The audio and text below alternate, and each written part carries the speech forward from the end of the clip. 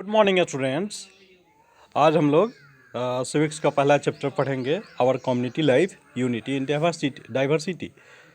हमारा सामुदायिक जीवन अनेकता में एकता।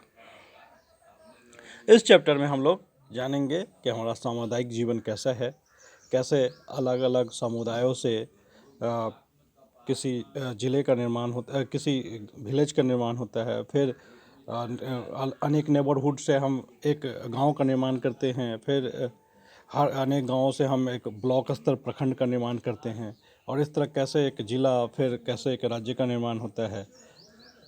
तो जो यूनिट है हमारे कम्युनिटी लाइफ का, वो फैमिली है। आइए इसके बारे में हम विस्तार से जानते हैं। Man is a called a social animal. मनुष्य को सामाजिक प्राणी कहा जाता है। Man can not be live without a society और ए कम्युनिटी। आदमी किसी भी कम्युनिटी और सोसाइटी के से अलग होकर अपना जीवन नहीं जी सकता है। ये उसका नेचुरल क्या है, नेचुरल हैबिट है। The society provides security and support to everyone. और सोसाइटी क्या करती है?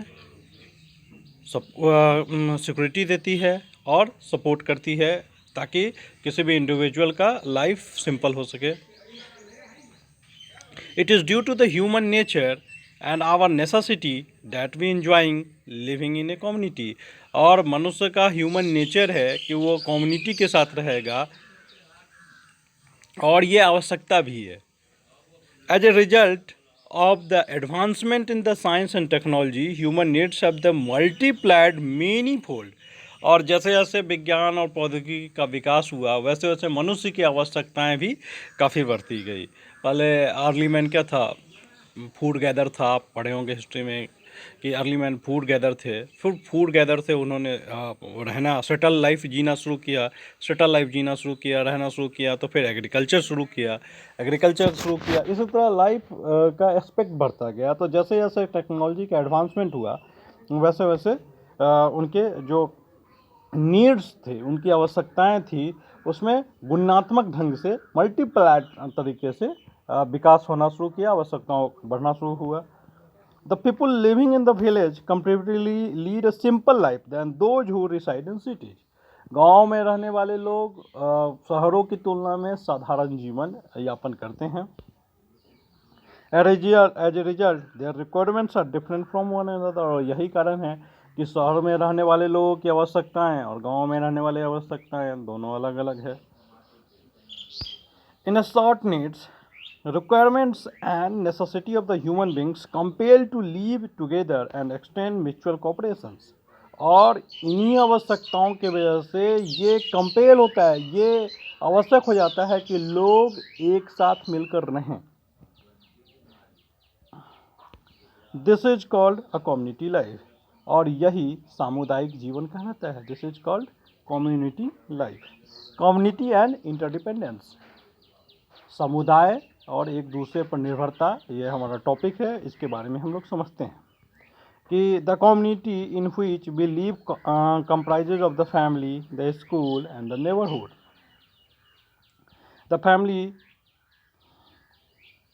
living close to one another in a particular area from a neighborhood and living together helps in solving various kinds of the problems by the mutual give and take।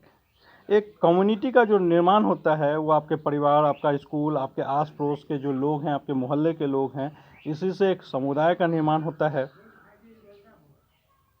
और neighbourhood का कैसे develop होता है? तो आपका घर, आपके पास पड़ोस का घर, ये सब मिलाकर एक नेबरहुड का निर्माण होता है। Living together helps in solving various kinds of the problems by the mutual give and take. और इसमें क्या है कि लोग एक दूसरे की आवश्यकताओं को म्यूचुअली गिव एंड टेक के रिलेशन से जुड़े रहते हैं नेबरहुड में।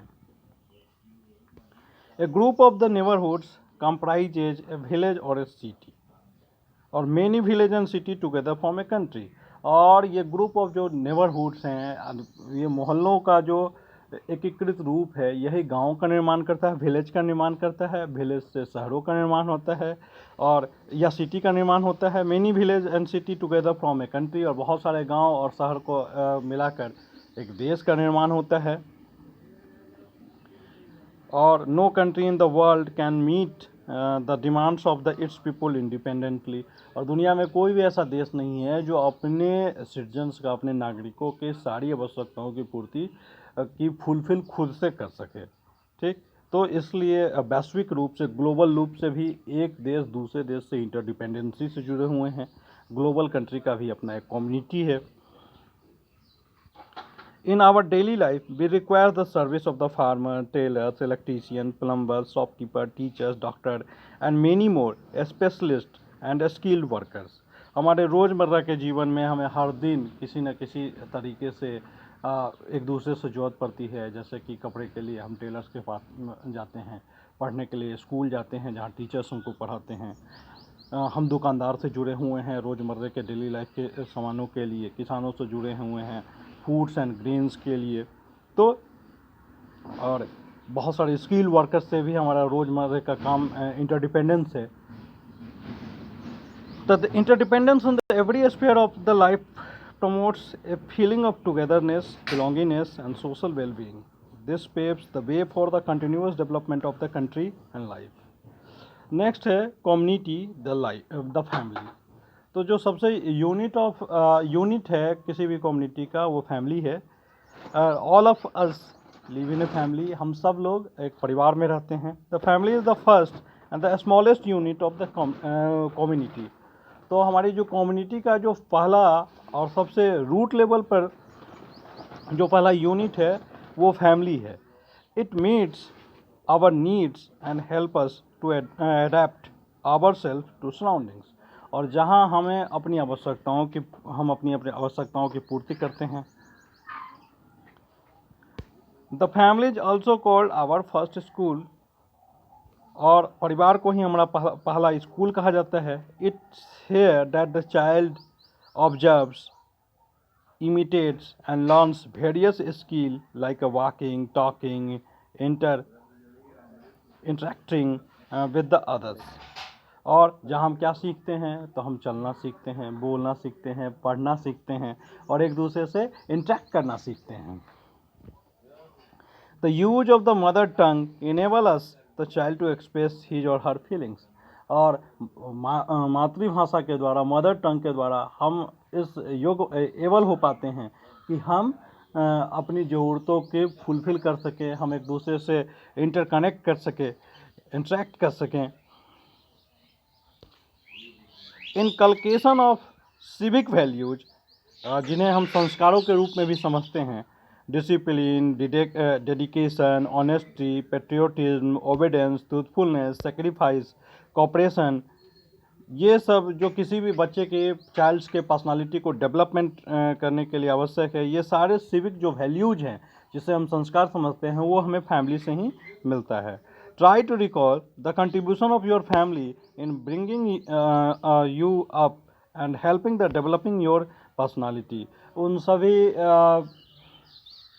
कंट्रीब्यूशंस को, फैमिली के योगदान को याद करिए जिसके द्वारा आज आपकी पर्सनालिटी बिल्डअप हुई है।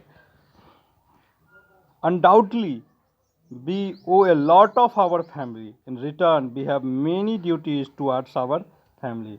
और एक तरफ आप ध्यान देंगे तो पाएंगे कि बहुत सारी चीज़ें हमें इनकलकेट हुई है, दूसरी तरफ हमें बहुत सारा कर्तव्य भी है, रिस्पॉन्सिबिलिटी भी है अपने परिवार को लेकर। We must respect, obey our parents and elders. हमें अपने बड़े बुजुर्गों का, अपने पेरेंट्स का बातों को मानना चाहिए, उनकी आज्ञा का पालन करना चाहिए। We must cooperative, helpful, loyal of the family. हमें अपने परिवार का हमेशा मदद के लिए तैयार रहना चाहिए, अपने परिवार के लिए ईमानदार होना चाहिए। We should take keen interest in our studies and carry on the responsibility. Let us remember that our parents are not only our well-wishers but also our friend, philosopher and guide. और साथ ही साथ हमें अपने जो अध्ययन और अध्यापन है, पढ़ाई के प्रति गहरी रुचि अपनानी चाहिए। ये याद रखना चाहिए कि हमारे जो माता पिता हैं न केवल हमारे शुभचिंतक हैं, वेल विशर्स हैं, बल्कि हमारे दोस्त भी हैं, हमारे फिलोसफर्स भी हैं और हमारे गाइड भी हैं, हमारे पथ प्रदर्शक भी हैं। दूसरा है कम्युनिटी द स्कूल। एक समुदाय के रूप में हम स्कूल को कैसे देखते हैं, इसको समझते हैं। Another integral part of our community life is school. समुदाय के रूप में स्कूल एक दूसरा इंटीग्रल पार्ट है, इवन अभिन्न हिस्सा है। It not only imparts education but also train us the art of the community living. न केवल ये हमें शिक्षा देता है स्कूल, बल्कि साथ ही साथ समाज में रहने योग्य भी बनाता है। In fact, it is education that make us good human beings, capable of the making positive contribution for the betterment of the community. और ये स्कूल ही हैं जहाँ हम न केवल अच्छे आदमी बनते हैं, बल्कि हम इस योग्य भी बनते हैं ताकि अपने कम्युनिटी को डेवलप कर सके। कम्युनिटी द नेबरहुड, एक समुदाय के रूप में हमारा जो मोहल्ला है, हमारा आसपास है, उसको देखते हैं। Everything the surrounds us, whether living and non living part and parcel of our neighborhood. Every individual as well as community, whether at the village level, city or state level, nation or international level, needs a friendly neighborhood. A good neighborhood help us to develop a strong ties among the individuals. हमारे चारों तरफ जो भी living और non living हैं part हैं, और ये सभी हमारे आस पड़ोस मोहल्लों का निर्माण करते हैं। और हर individual as well as community, whether at the village level हो या सिटी लेवल पे हो या स्टेट लेवल पर हो या नेशनल और इंटरनेशनल लेवल पर हो, एक अच्छे पड़ोसी की, एक अच्छे नेबरहुड की आवश्यकता होती है। और एक अच्छा नेबरहुड हमें डेवलप करता है कि strong ties among the individuals. हर आदमी के बीच में एक जो बंधुत्व की भावना है, एक दूसरे से जो जुड़ाव है, उसको दिखाता है। आज के लिए बस इतना ही। कल हम आगे के हिस्से में जानेंगे कि कैसे कम्युनिटी इकोनॉमिक डेवलपमेंट को आगे बढ़ाता है। धन्यवाद।